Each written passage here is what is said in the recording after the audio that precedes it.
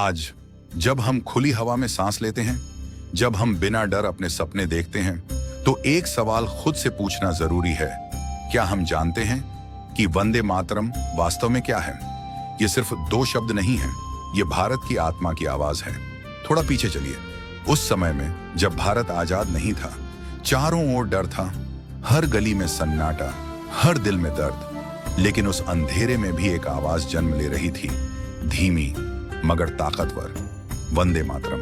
जब पहली बार ये शब्द बोले गए तो किसी ने नहीं सोचा था कि ये आवाज एक दिन पूरे साम्राज्य को हिला देगी।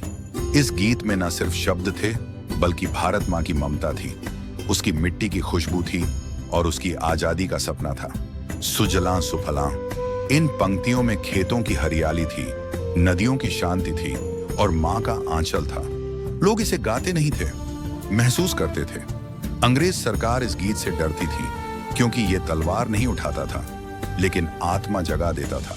कई जगह वंदे मातरम बोलना अपराध बना दिया गया। लेकिन क्या आवाज को कैद किया जा सकता है? एक स्कूल की सुबह थी, बच्चे प्रार्थना के लिए खड़े थे। एक मासूम बच्चा ऊंची आवाज में बोला, वंदे मातरम। अगले ही पल लाठियां चलीं, डर फैलाया गया, लेकिन उस बच्चे की आवाज कभी नहीं टूटी। जेलों में जहां रोशनी नहीं थी, जहां उम्मीद भी थक चुकी थी, वहां भी एक आवाज गूंजती थी, वंदे मातरम। कमजोर शरीर लेकिन मजबूत इरादा। अंग्रेज अफसर पूछते, अब भी वही गीत? और जवाब आता, जब तक सांस है। भारत की माताएं भी पीछे नहीं थीं। वे अपने बेटों को सीमा पर भेजते समय कहती, अगर जीत कर लौटो तो तिरंगे के साथ लौटना, और अगर शहीद हो जाओ तो होंठों पर वंदे मातरम लेकर जाना। उन आंखों में आंसू होते थे, लेकिन गर्व भी होता था। फिर वो दिन आया जिसका इंतजार सदियों से था। 15 अगस्त 1947। आसमान में तिरंगा लहरा रहा था। लोग रो रहे थे, हंस रहे थे, गले मिल रहे थे, और हर तरफ एक ही आवाज थी, वंदे मातरम। वो जीत सिर्फ आजादी की नहीं थी, वो आत्मसम्मान की जीत थी। लेकिन कहानी यहीं खत्म नहीं होती। आज भी वंदे मातरम जिंदा है।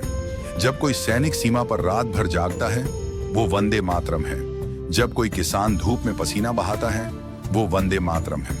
जब कोई डॉक्टर एक जान बचाने के लिए खुद को भूल जाता है, वो वंदे मातरम है।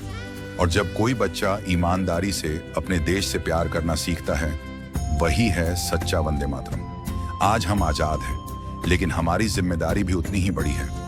देश को सिर्फ शब्दों से नहीं, कर्मों से भी सम्मान देना होता है।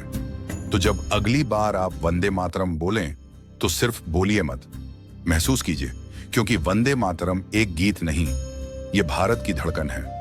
धीमी गर्व भरी आवाज में समाप्त करें, वंदे मातरम। वंदे मातरम।